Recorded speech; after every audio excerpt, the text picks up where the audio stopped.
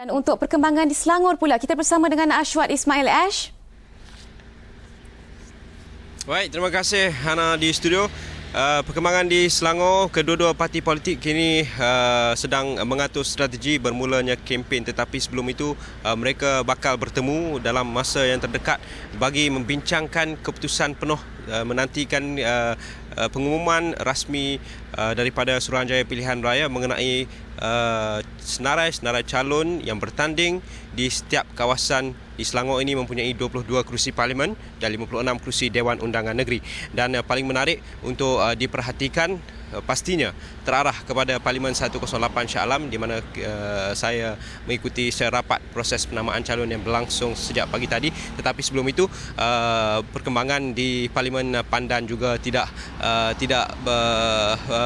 kurang hebatnya, kerana kita dapat menyaksikan bukan sahaja seperti yang diramal kebanyakan penganalisis serta pemerhati politik mengenai kedudukan ataupun sejauh mana Datuk Seri Ong Tee Kiat, penyandang bagi kerusi Parlimen Pandan itu bakal bertanding ataupun tidak di situ, kerana ramai yang menyifatkan beliau akan turun sebagai calon bebas, tetapi beliau tidak bertanding sebagai calon bebas, sebaliknya memberi ruang sepenuhnya kepada calon Barisan Nasional Gary Lim juga dari MCA untuk berdepan dengan pengarah strategik Parti Keadilan Rakyat PKR. Tetapi persoalan berbangkit, analisa seterusnya yang bakal dianalisa baik dari segi pemerhati politik, analisis politik maupun rakyat jelata yang berada di kedai-kedai kopi, pastinya terarah kepada adakah ini bermakna berakhirnya survival politik ataupun kelangsungan politik bagi Datuk Seri Ong Tee Kiat yang kita tahu beliau sudah menjadi ahli parlimen selama 6 penggal.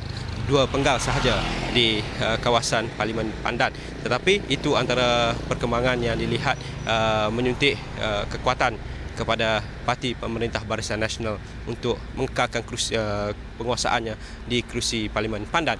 Dan menyentuh mengenai P108 Shah Alam, ini seperti yang saya laporkan sebelum ini, pastinya dia mengenai pertembungan buku dan ruas.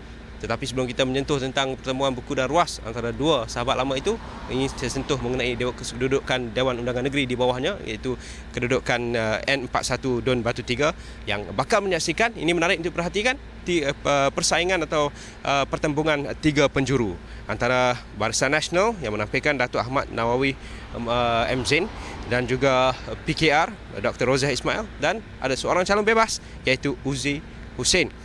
Sementara N40 Dun Kota Anggerik pula, Barisan Nasional menampilkan Muhammad Yusof Din, seorang boleh dikatakan menampilkan imej seorang ustaz dan juga menekankan tentang tahap intelektual dalam berkempen serta menekankan pendekatan baru dalam politik.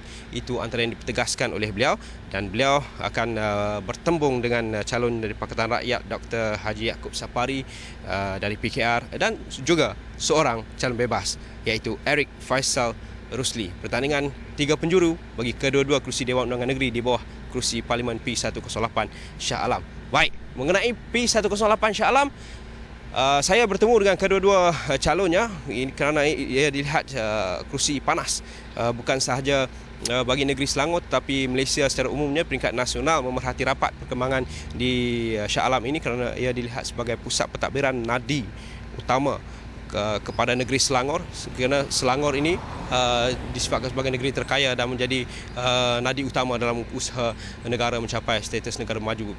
Dan itu antara perkara yang paling utama ditekankan oleh kedua-dua calon, iaitu turun ke lapangan, menekankan intelektual serta menekankan tentang kempen yang berhemah, dan pada masa sama menekankan juga tentang bagaimana hendak membawa Shah Alam ini menjadi lebih maju seiring dengan negara-negara maju lain. Itu perkara yang ditekankan oleh kedua-dua calon. Tetapi tempoh kempen selama 15 hari ini baru pusingan pertama, gendang baru sahaja bermula. Ana. Terima kasih Ashwat. Itu tadi laporan yang cukup terperinci oleh wartawan kami Ashwat Ismail mengenai Parlimen di Selangor.